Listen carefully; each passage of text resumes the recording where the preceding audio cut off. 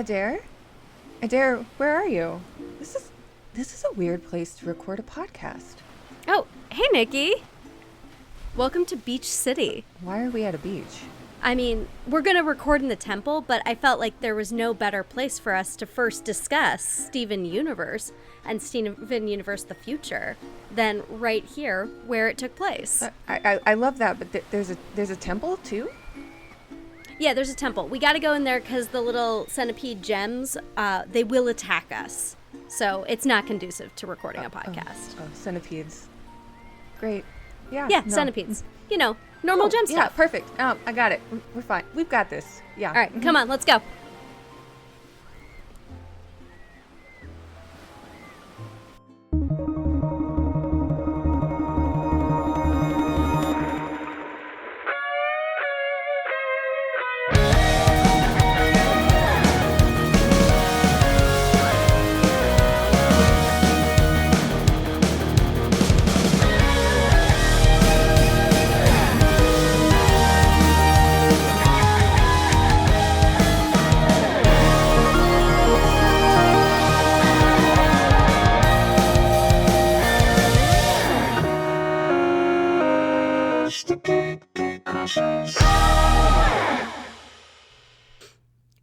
Welcome to GateCrashers, a podcast dedicated to kicking open the door to your next favorite thing. Our mission, our creed, our code is this: to make all things more approachable and accessible to everyone.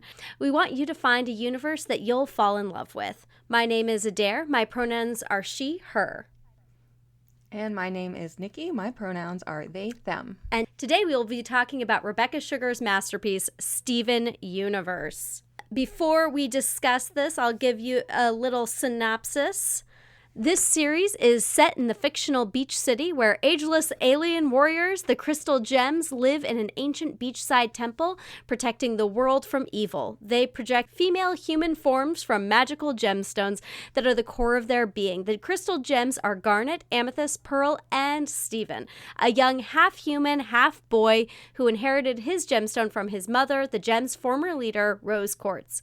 As Steven tries to figure out his powers, he spends his days with his human father, Greg, his friend Connie, other people in Beach City, and other gems. Whether to help them save the world or just hang out, he explores the abilities passed down to him from his mother, which include fusion, the ability of gems to merge their identities and bodies to form a new and more powerful personality. Wow, what a mouthful. That was a lot of words. I know. A lot of words for a great show. It barely touches on how amazing this show I know. Actually it really is. just scratches the surface, the gem surface. Kind of roughs it up a bit. Yeah, you know. It's many rock puns as well.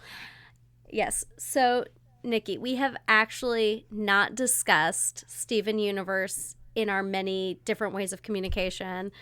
I am so excited that you want to do this with me. I'm really thrilled to embark upon this with you as a person who has just watched it for the first time. I was watching it for, I want to say the fifth or sixth time. Let's just say that. That makes it seem like I don't spend all my time watching TV. You're like, there's nothing wrong with that. Never be afraid of who you are. Just own it. Yeah, it's so interesting going back into a series that you love and that you've really enjoyed and that helps you through things. And then to rewatch it and to see how they alluded to certain things that I was just not aware of when I watched it the first time. My favorite was when they were talking about fusions in one of the later first season episodes. They're trying to teach Steven how to create a fusion. And they were like, it's pretty hard. And Garnet just says, I don't think so. And I was just like, wow. I think this is one of those shows where when you said you wanted to do this, and I was like, and I just did a little bit of research and then was like, yeah, let's go. Let's go. Very Steven, let's go. I'm ready to go. I'm packing a backpack filled with all sorts of, what is it, a hamburger backpack filled I with want all a hamburger sorts of backpack so trinkets bad. that I don't need for travel but somehow work. Like I was like so ready to go to watch this show, and I don't actually do well with animation. Like I can't always watch animation. But this show, I've had the theme song for it stuck in my head ever since I started watching it, and it's not in a bad way. I love it. No. It makes me so happy. But it also makes me think and puts me in my feels a lot. So yeah. Thank you for inviting me on this journey. You know, yeah, welcome to Beach City. We're happy to have another in our population. I will say, before we get into spoilers, because we got to warn people when there's like those heavy-duty spoilers, I think the amazing thing about this, I too don't really watch a ton of animation anymore. There is obviously great animation out there, but this is a show that I can rewatch. I think the amazing thing about this genre, and Rebecca Sugar, the creator, who at first worked on Adventure Time and then came over, and you can see her effects on Adventure Time in some of the music, but there is just, I think the beautiful thing is the pairing of animation, really beautiful and thoughtful music, and having these amazing like big name stars who are also singing the music, but then also just this discussion of inclusivity and a non-nuclear family and how that affects your development. And as a person who has their degree in child and adolescent developmental psychology, this meant a lot to me in the fact that these weren't topics that were discussed when we were younger. And I think that it really makes for a much bigger experience and shows that entertainment really can be inclusive and can inform and be a tool, which is a beautiful thing. I think it's like all of that. I mean, we have the non-nuclear family, and then it being on Cartoon Network and exploring stuff related to non-nuclear families, LGBTQIA related inclusivity, and even the show like was talking about that stuff before you could get like gay marriage. You could do that. Like that type of stuff was put on television, and from a couple of interviews that I read in articles, it sounds like the creator had to fight for that, had to like code the characters in a way to be like, this is what's going on. And that way, like, investors wouldn't get so butthurt over someone being gay. Like, yeah. And at the same time, they weren't doing it in a way that was meant to hide and bait and switch anything. It was just like, here's my experience. Rebecca Sugar, got her name right. Yeah, Becky Shug.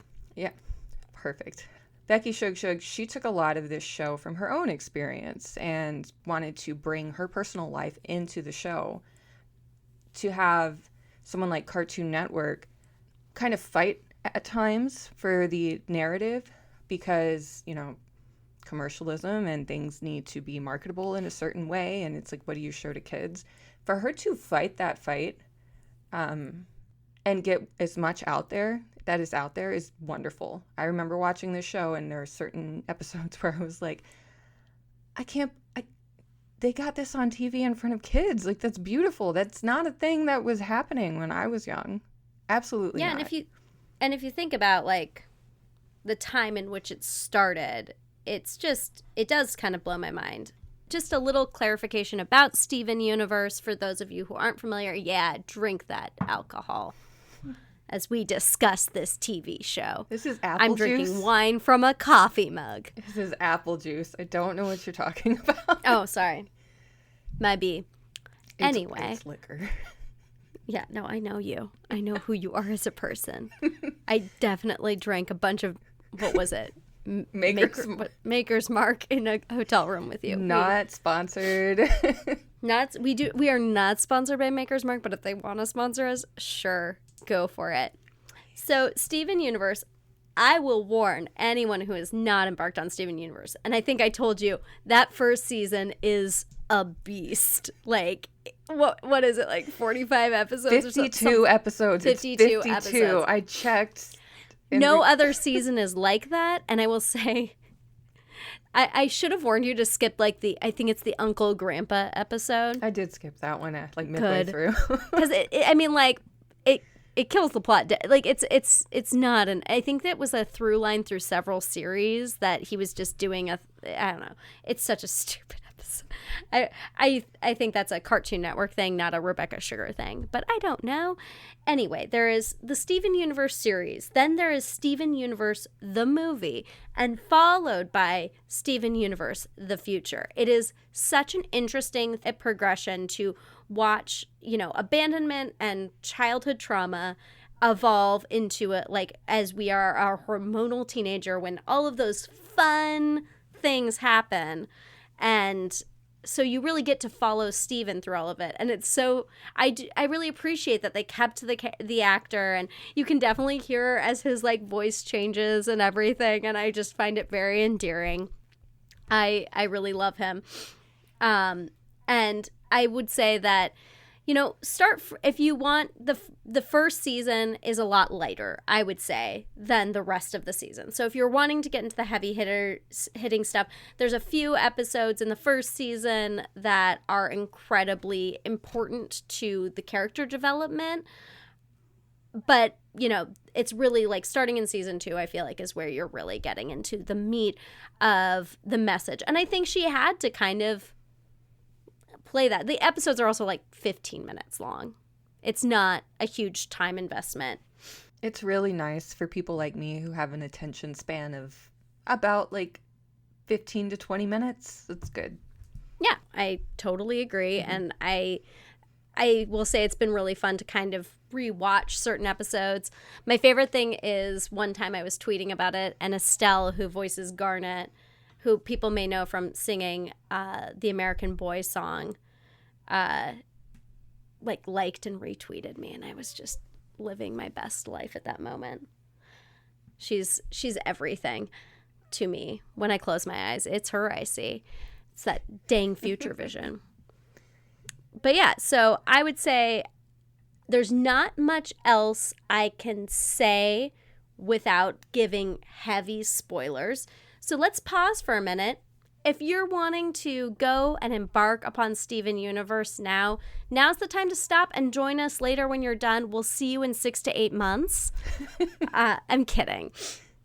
I feel like it was, there was a time investment, but it wasn't as hefty as I feel like it could have been. It's not like, it's not a Game of Thrones time investment. Yeah. It's different. And also, like, the plot is pretty easy to pick up on wherever you start. Mm-hmm. There's a little bit of narration, and there's a little bit of exposition. All right, let's pause for spoilers.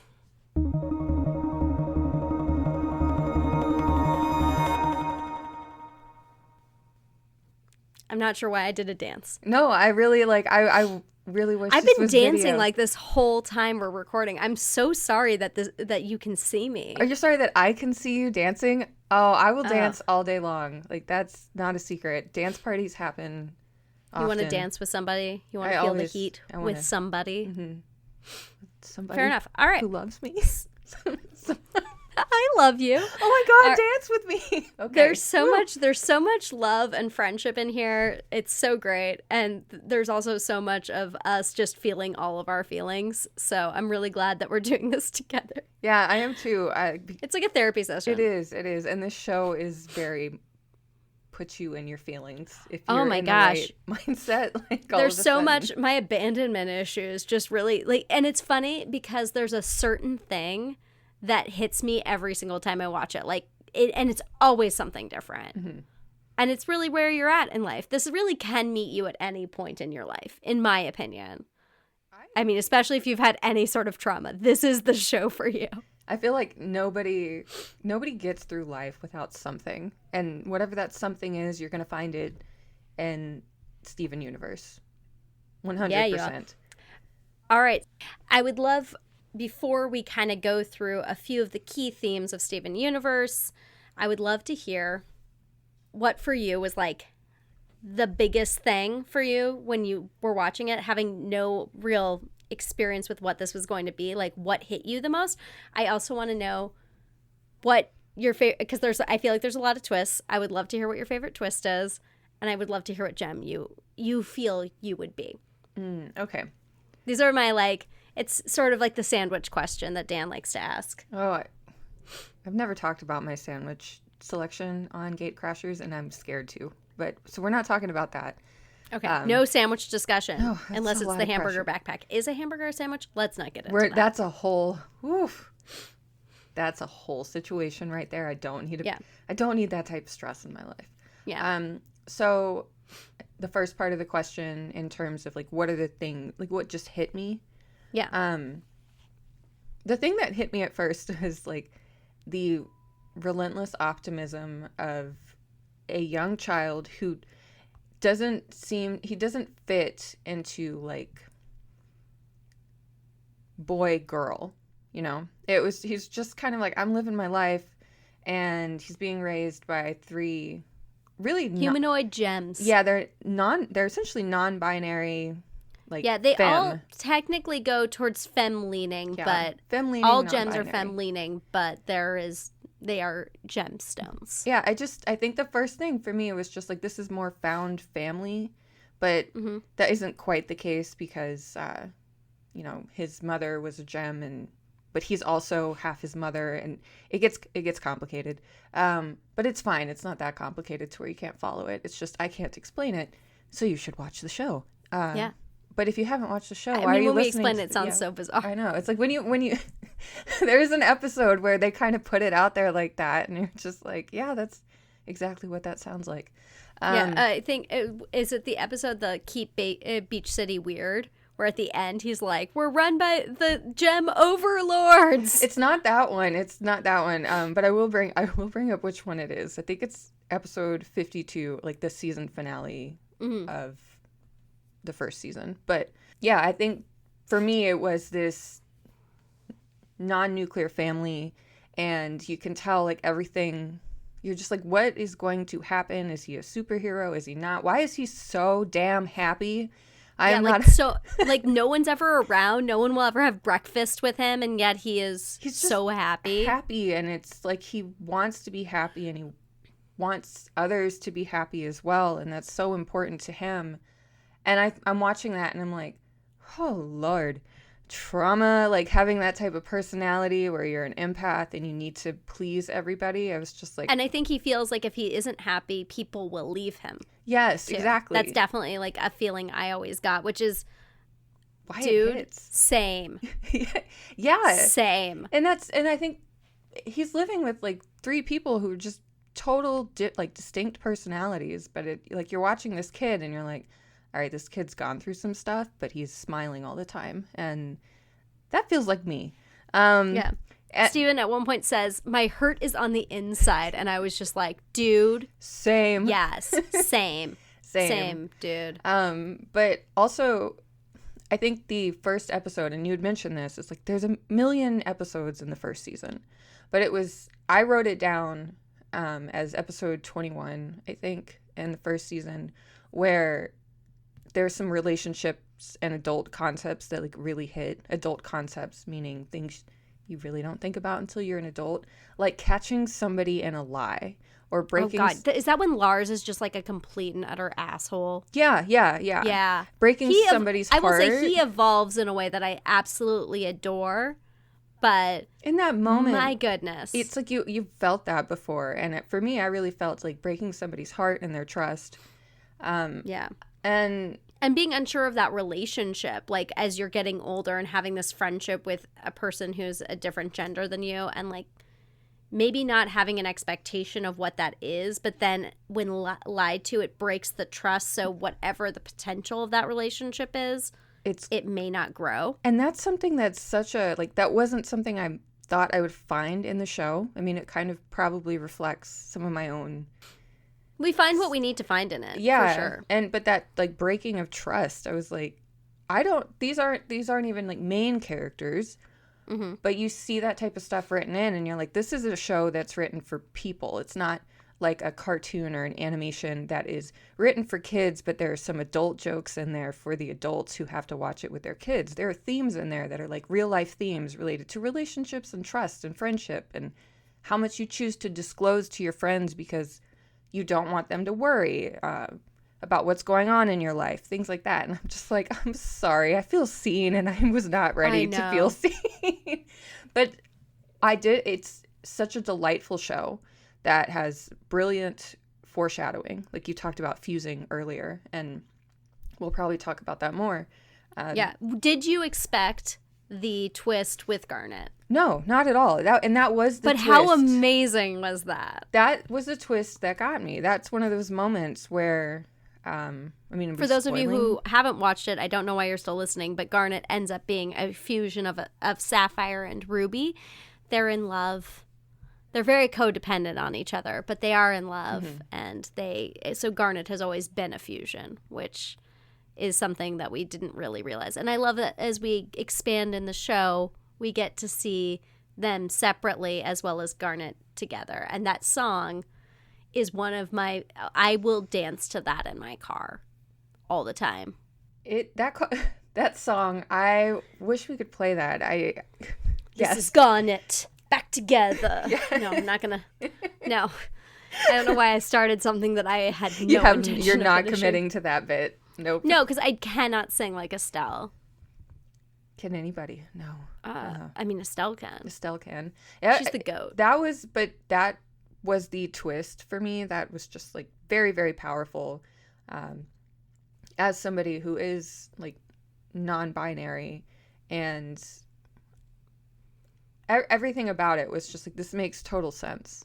The idea of two people fusing together to becoming something more powerful than they would be on their own is a powerful concept. But also, I do believe in that same episode, that's the episode you find out, or you see it happen with two other people. And it had happened with others. Are we talking about Lapis and Jasper? Yeah, and there's a comment that these two are awful for each other. And they like fused together. And to me, I'm like, that just sounds like some of the toxic relationships. Yeah. Where the worst parts of myself were amplified because I was so like codependent on another person. Even though that wasn't quite the commentary they may have been trying to make, but I was watching it and it was juxtaposed with, Garnet, who is fused from love, and they're a conversation.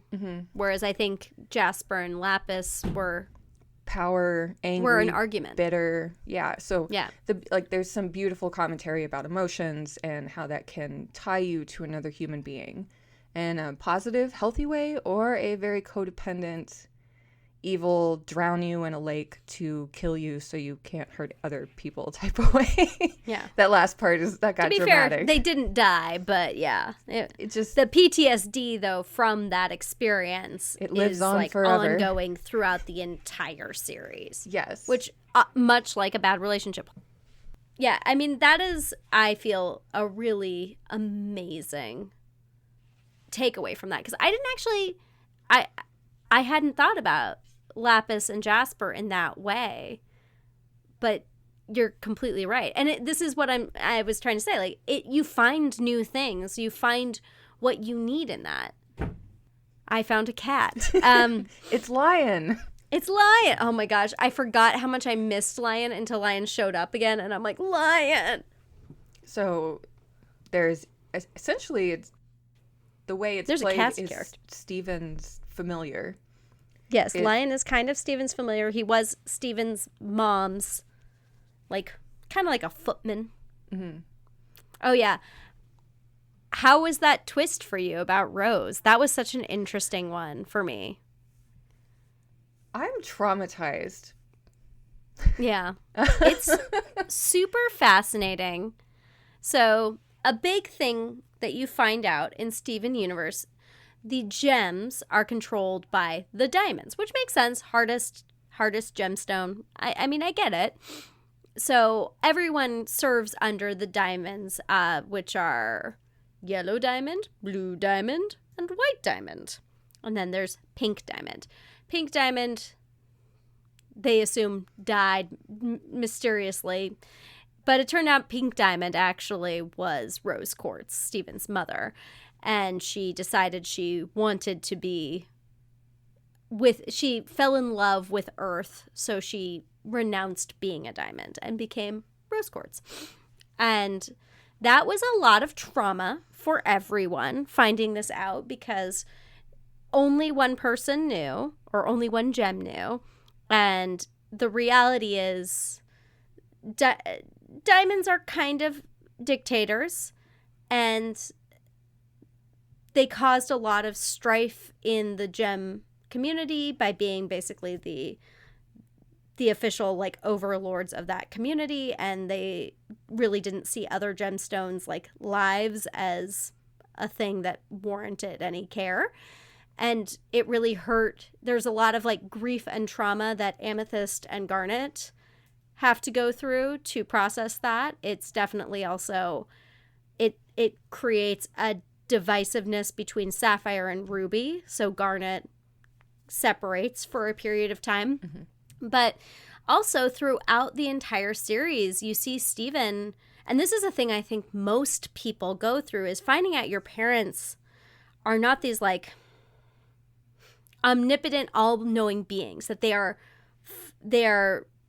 have failed. They are problematic. They are vulnerable. They are not in any way perfect and rarely stable.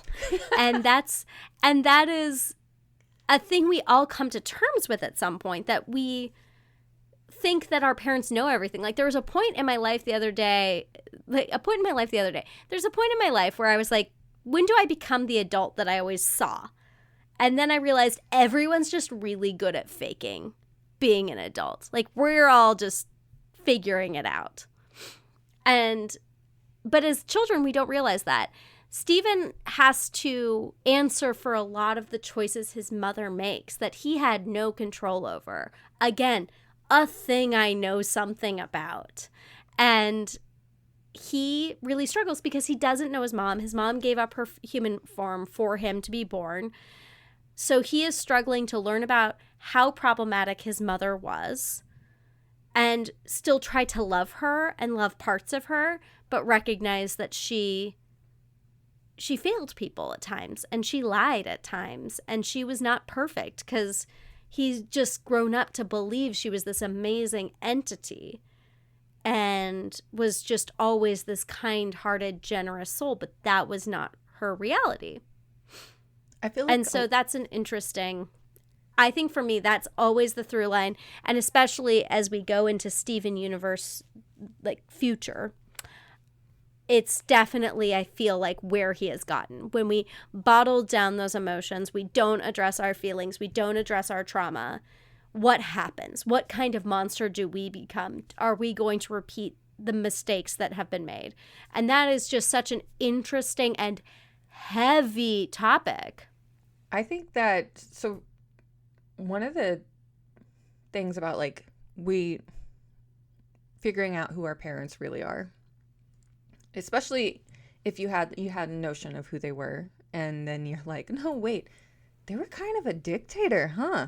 Like they, well, yeah, especially that pedestal that like Pearl and Amethyst and Garnet had put him on, and like Greg, like Steven doesn't. He wouldn't know. That's what he believes. And there are people today who, in the current, and I'm not trying to make this political, but it's just, there are people today who are seeing, like, there are issues happening in the world where families are becoming divided, and all of a sudden somebody that you think you knew who they were, they're not that person to you anymore.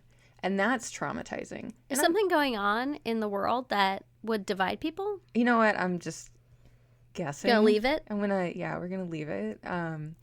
But that type of stuff, like when I was watching and seeing how it's like your heroes are dying because they're not heroes now that you learn more about them.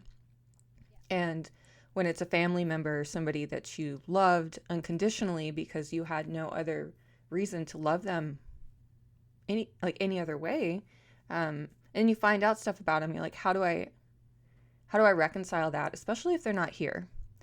And figuring out that a loved one was a different person than how you put them on the pedestal, that's a very traumatizing thing to go through. And and also if you've put your identity into, like, he has her gemstone, mm-hmm. he is part of her, and so if you've put part of your identity in being this person's child, who are you? Exactly. Exactly. And then you have to figure out that who you are, like that independence. You're like, how do I identify myself as a human being, or half human, half gem in Steven's case, and grow up in this world, recognizing that his job is to just save the world, like every episode. Which is also just so much pressure to put on a child. He's like a teenager, like barely. And well, I mean, but the things he gets put through, like as a child, he is treated like an adult in many ways. Like he's just left so often. Like he does not have the traditional setup. He's kind of on his own a lot of the time. He doesn't go to school. These are just like, he's left to his own devices. So he's treated in some ways like this adult, but then also he's not old enough to do like A, B, and C. So he's just in this gray area, and he grows up in a gray area. And they address in an episode later on in the first season about what a nuclear family is, because he develops a friendship with a girl named Connie, and his parents want to meet her parents want to meet his parents. She has a nuclear family. And my favorite thing is he's like, sure, they blow things up sometimes, but they're not nuclear. And that was I forgot that line, but I do love that episode. Yeah, it's a great episode. But then also Connie is an excellent foil for Steven, because she lives the traditional childhood. And it is really interesting to watch as she develops beyond what her parents' expectations for her are, and how she becomes like ashamed of herself, and how she retreats. Whereas Steven has just never had any reason to lie. He's honest to a fault. And he's constantly confused about like meeting a parent's expectations, because there hasn't really been an expectation other than eventually you're going to save the world, which is a huge expectation, but that's a future thing for him. And I find them to be really interesting foils, and their relationship and how it grows. It's really beautiful. And it's also, of course, when Steven eventually, when everything comes to a head, Connie, this stable force in his life, the potential of losing her is really what causes that shift, and him to have to look inward, because he's just always had this foil with him. And so what is he without his mom? What is he without the gems? What is he without, Connie? And that's a question we all have to ask as we become adults. Who are we if we are not this person that we have seen? Like, if we have put our identity in being our parents' child, or our partner's partner, or our sibling's sister or brother, or what have you, who are we? Exactly. Who are we in this world? What is our expectation of ourselves? Which, again, this is super heavy stuff to talk about from a cartoon. And that's the thing that makes it so wonderful, though. Like, why I love it so much. It's because even as you just said that, it's like, I was like, yeah, I don't think I quite picked up on that, how like we attach ourselves, like our identities are very much intertwined with other people, especially like with, you can look on people's bios on social media, and it's like so-and-so's spouse, or this person's brother, or did it, like you see that, and I'm like, I think I have my cats and my dog's mom. Yeah, or like something like that. That's fine. Like I'll always be Blue's parent, and I'm fine with that. That's not in my bio, but I do identify myself very deeply by my love of dogs. But honestly, that's fair. For me, it's my love of lions. Yeah, there you go. But I think something about just like getting wrapped up, like our identities being wrapped up in somebody else, even like not going like all the way in, but making sure that we still know who we are if we lose that other person. Like, what happens if they're gone? And that's something that now, like, I'm really thinking about now that you said that, just because I have my own stuff going on in my life. And it's like, how does my life change as people go in and out of my life? And when it comes to Connie and Steven, like, you have friends who move on. You have friends who get married and have kids and you're not having kids. Like, you have all of these relationships that change, and you thought you knew who you were in the context of these relationships and friendships. And then all of a sudden, like, you're looking around and you're like, wait, who am I? I don't know who I am. I'm having an existential crisis. And that's some deep stuff to be like, It is. in my mid 30s watching this cartoon and just like crying. Like, I'm like, who am I? And then you brought that up, and now I'm going to cry about that once we are done with this. Yeah, no. The last 5 minutes of this episode will just be us crying. Yeah, it'll be like group crying. We'll invite you to cry with us. We'll just have a moment of silence, but it'll be a moment of sobbing. Yeah, sobbing. Yeah. There'll be like tissue noises like coming out of a tissue box or something. Like, we'll make it not that weird. Yeah, it's not. Yeah, definitely not weird. Definitely can't consider. We already made it weird. Too late. Yep. Weird. Where are we going next? If we say like it's not weird enough times, it becomes weird. Also, what gem are you? Like from the show, or just in general? Amethyst. I'm chaos. You're Amethyst. Yes, you honestly. I had never thought about it, and then when I started rewatching it, sometimes with Steven and Amethyst, I was like, oh my gosh, it's Nikki and I. Yes. Just like wandering through New York, being crazy. But like, there are just moments with Amethyst also as she progresses through the show where you see like she actually is harboring a lot of deep sadness, but just kind of plays it off in this like silly, jokey, chaotic way. Is there anything you need to share with us? It's like, is there anything, to get off my chest? I think that's why Amethyst really hit, because as soon as you see this character who pulls a whip out of her cleavage, just like that's her. I love like her bra strap, and that at one point when she changes, Pearl's like, oh, thank God, your bra strap. Like, it's just one where it's just like, that's the type of weird chaos. Like, yeah, I'd pull a whip out. Like, that would be my primary weapon.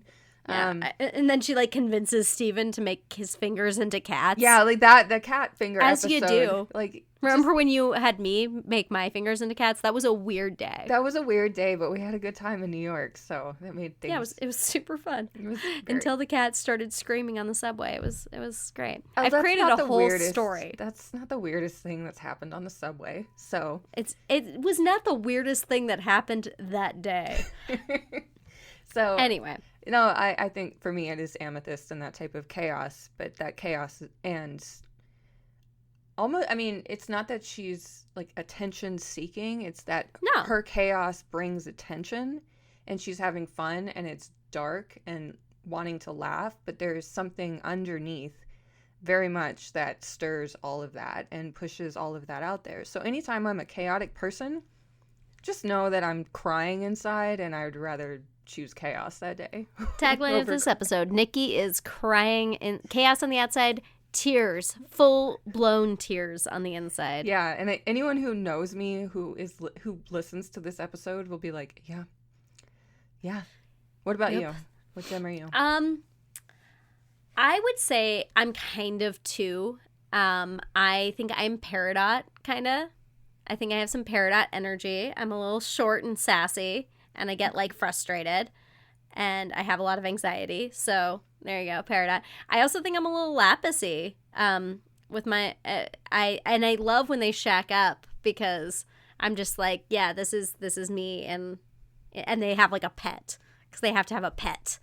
And I think, what is it? Is it a pumpkin? Is it a live pumpkin or watermelon? I think it's something like that. I thought it was a pumpkin.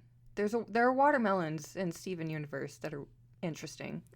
It's one of those things. It's a watermelon or it's like a pumpkin. I can't remember exactly. There's a vine involved in growing. Yes, there is a vine involved. I'll figure it out. Anyway, I kind of feel like I'm them. I do feel like I do have Steven Universe energy in that I want to make people happy. And I have abandonment issues, and so I often am just like, I'll just take care of everyone and take care of everything and be really happy so no one will leave me. So I'm a little bit of everything, but I will say that when Peridot comes in towards the end of the first season, I started crying because I didn't realize how much I missed her that whole season. And it's funny when you've watched the show before, like when people come in and you realize, oh yeah, this is a character that like because you get into the intro and all of the fun stuff as they start it. But a lot of my characters that like I just adore come in later. Like Lion. Like I love Lion. And Rebecca Sugar actually has a cat named Lion, which I love. And some of the things Lion does are based off her cat.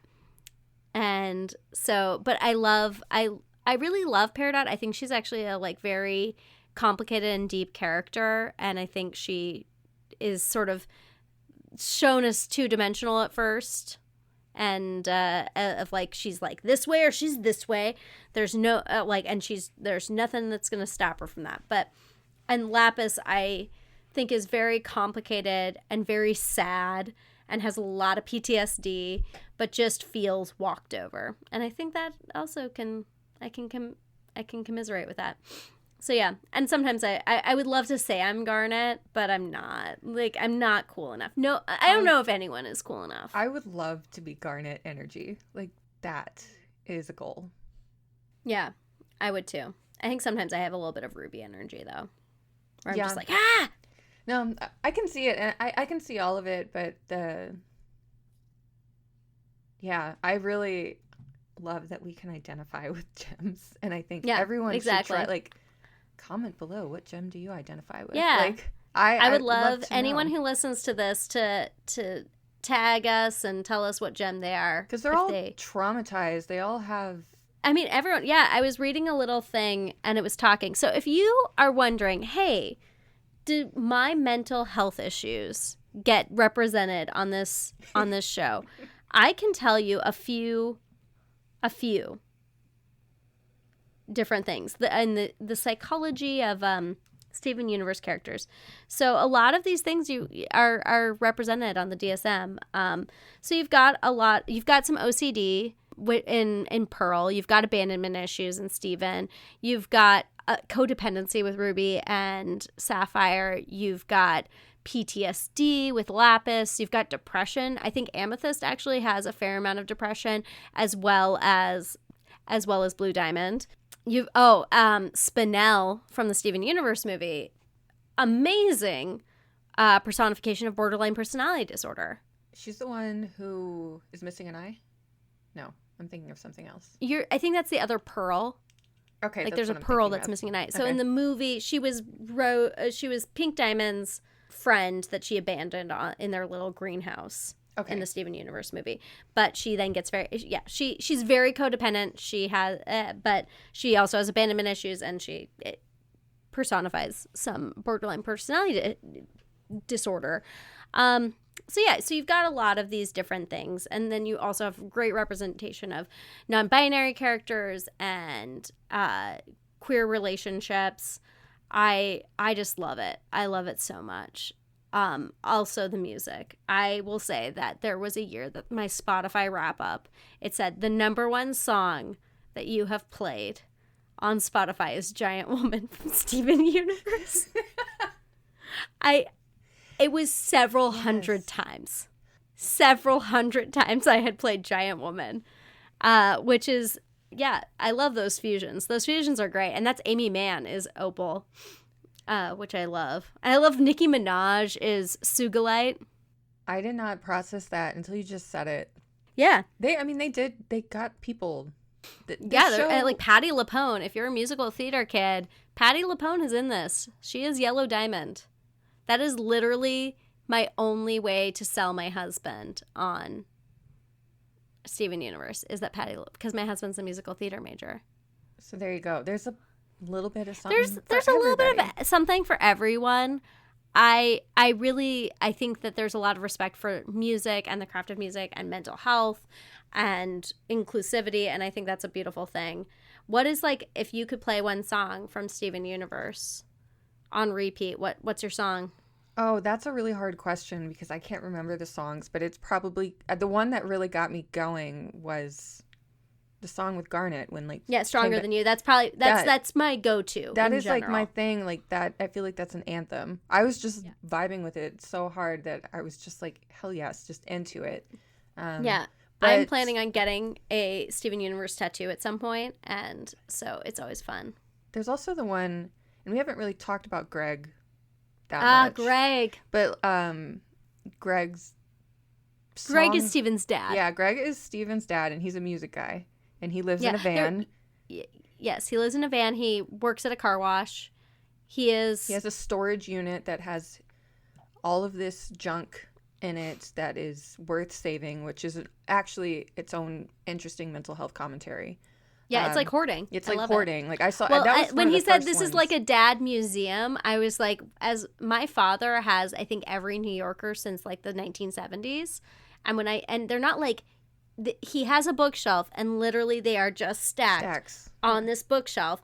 And I'm not saying my dad's a hoarder, but I'm not saying he's not. Oh, I saw hoarding in that, and attachment to items, even though he lives in a van. But he's so attached to items and has like this storage unit. He's attached to the fact that he's a musician. Like that's how he defines himself. Even though really he doesn't play anymore. Mm-mm. I think he's also, when Rose had Steven, he just stopped evolving.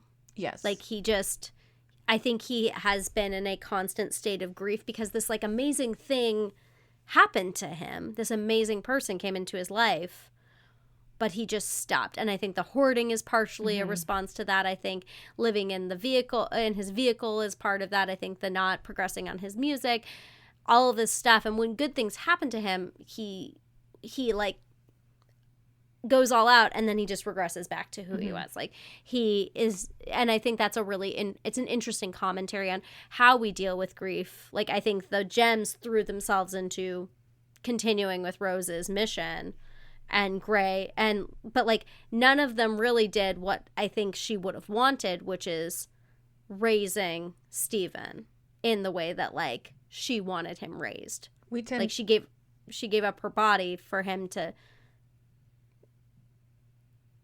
be in this world and like be a part of this community. And he's really he's not going to school. He's kind of an outcast.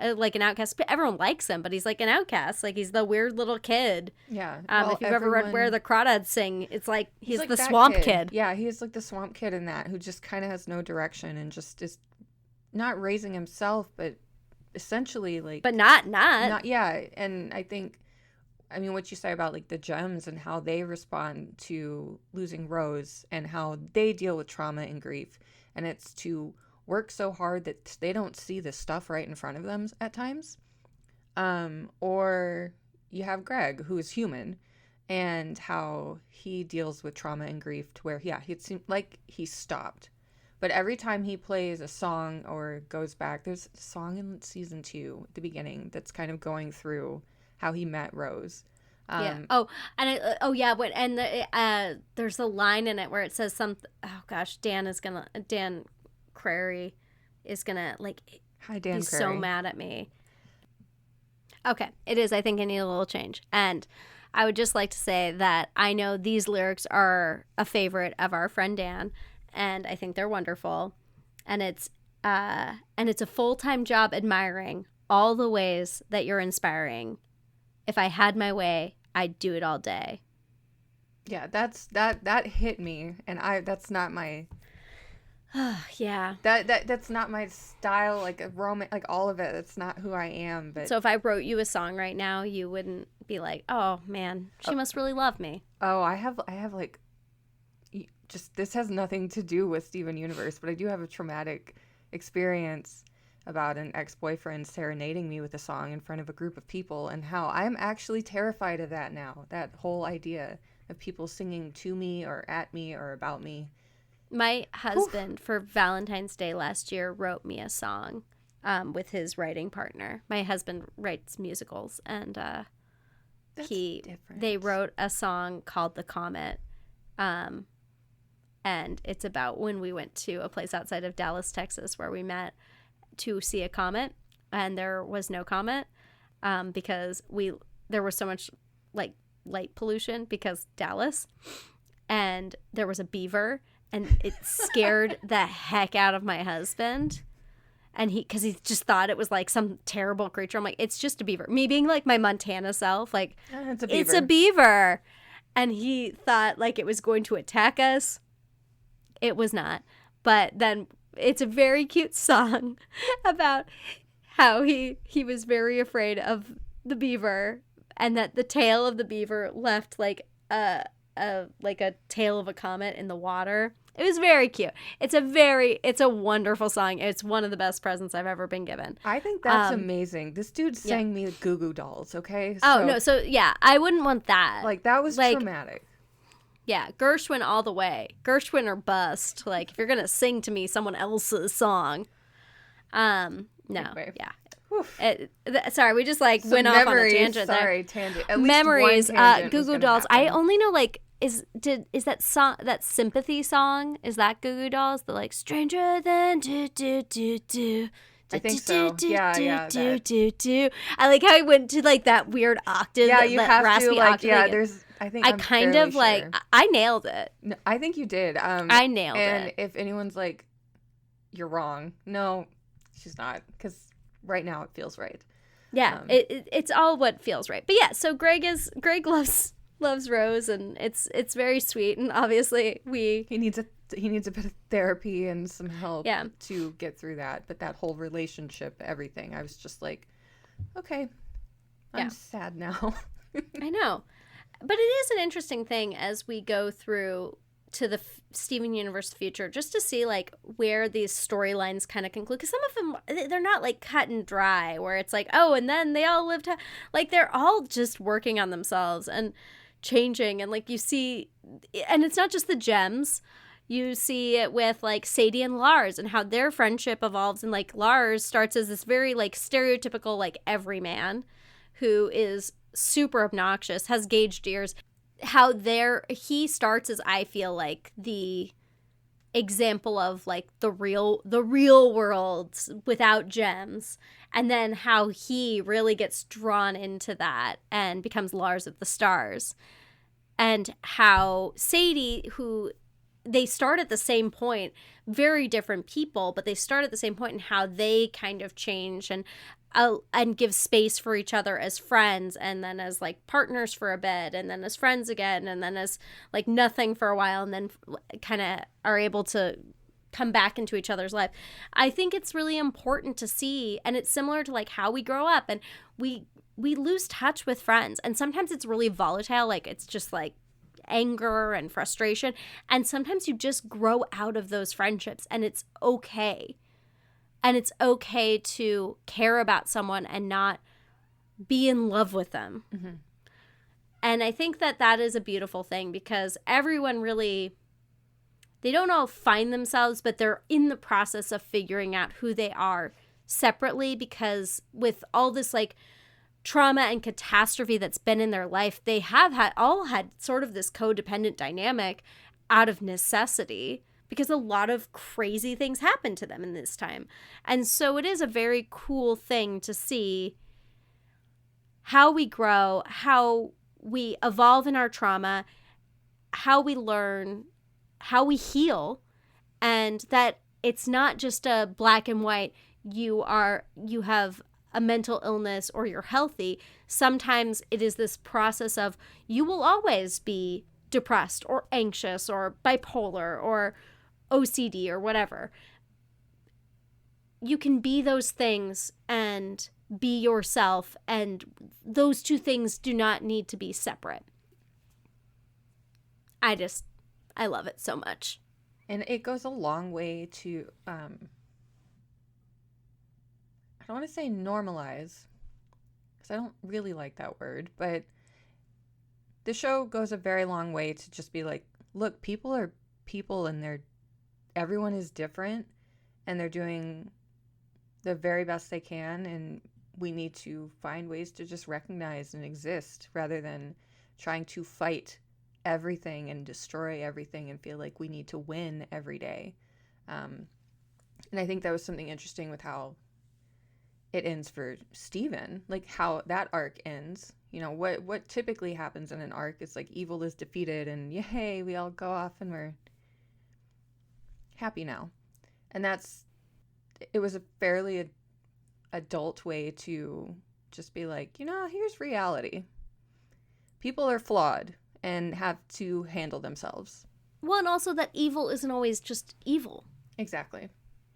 The big bad isn't always. It's sometimes there are anti-heroes. There are villains that we can understand the thought process behind. Everyone's very nuanced. And for a Cartoon Network to come out and be like, here, we're gonna do this show as Cartoon Network, and allow that nuance to come in and be explored and seen is fantastic. That's not what I had watching cartoons as a kid at all. When I was a kid, that feels so long ago. But yeah, we talk about my back, it's broken. When I was a youngin', I walked in the snow. Not uphill, but just in the snow. The snow was there. If there was a hill, I was like, because of global warming, snow doesn't exist anymore. I'm joking. You're in Wisconsin. It's always going to exist. It's here. I'm looking at it out the window. It's here. It's very sunny here. Don't tell anyone. Then they'll come here. We don't want you to come here. So, Nikki, would you, having been forced out of your duty and friendship to me, would you encourage anyone to watch this? I definitely would. If you're someone who has feelings and chaos deep in your soul, like me. And, no golems here. Skin sacks full of frogs do not need to watch this. If just anybody who needs to laugh, because the show is funny and it is visually brilliant, ongoing bits. Everything through it is just very well done. It's a damn good show. But when it comes to pulling on, some strings, whether it be trauma, mental health, being seen and felt as someone who's non-binary, all of that, there's going to be something in that show for you. And yeah, so I would recommend it. And I do not watch a lot of animation, or cartoons. Part of it has to do with how I process sensory processing stuff. And this one's a real easy watch, and I always have the theme song stuck in my head, and it makes me happy. So, I know. Yes. It's so good. And it is on Hulu. Yeah. Oh, all yes. Of it's on Hulu. Everything's on Hulu. It's great. It was really nice to just jump into that. Back when I was a kid watching it the first time, I had the Cartoon Network app. And that thing was glitchy. Now it's nice and smooth. Nice and smooth. Yeah, it's so good. Also, I just have to say, the amount of research that clearly went into this, that I will always find these little tidbits, and then I'll be like, oh my gosh, this is so crazy.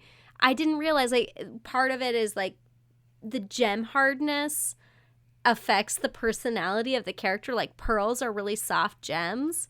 So, of course, Pearl is this very gentle character, but also the placement of the gems are really important. Pearl's very in her head, so that's why it's in her head. And Garnet is very physical, so that's why it's in her hands. And then Lapis is super vulnerable, and that's why it's on her back. Oh my goodness. Okay, isn't that so crazy? That. But now that you're saying it, that's the research that went into this show. I know, but and then also sapphires and rubies are, I think the gem makeup is the same. It's literally just coloring and how there's, I might be kind of wrong about that. I read a whole thing about the difference between a ruby and a sapphire, and the reality is they're really parallel gems, which is super cool because they partner up, and so they're really parallel characters too. I don't know. There's so much about it that I'm always fascinated about what has gone into it and the thought that has gone into every little detail. And I think it's really beautiful. Y'all should watch this show. But yeah, if you've gotten to this point, you might have gotten some spoilers. But even still, I don't think we spoiled it enough for you to not watch it. Yeah, I think honestly, there's still so much we didn't unpack. There are so many through lines that come in. We didn't even talk about Bismuth, who was a fun, weird addition. When I was just oh, it's It's that the actress from Orange is the New Black. That's cool. Uzo Aduba, I believe, is how she pronounces her name, but I might have mispronounced that. Yeah, there's lots of like really random like cameos too that are fun. I don't know. We have really, Sadie has a band. Like there's so much we haven't even talked about. It's 5 seasons total of the like original Steven universe. Yeah. But the first and then season... 1 season of the future and then a movie. Yeah. That is 3, I think it's like 340 minutes or no, that's the end of season 5 is the 340. It's like 2 or 3 40-minute episodes. Oh gosh. I haven't even talked about all the fusions. We won't though, because the reality is we got to leave some for the people who have not watched it. But yeah, thank you for joining me in my first GateCrashers episode, Nikki. It was such a delight to share this with you. I am so glad I got to be a part of this. Thank you for inviting me to watch Steven Universe and share all of this stuff with you and being my friend, because it's chaos in my brain. And I mean, if we've learned one thing, it's friendship is the most important thing, and it's magic. And so really that's all you need to take away from this. And I'm really excited that there'll be more GateCrashers things soon that we'll be joining each other with. It's going to be delightful. Chaos. Wonderful chaos. All right. Thank you. GateCrashers.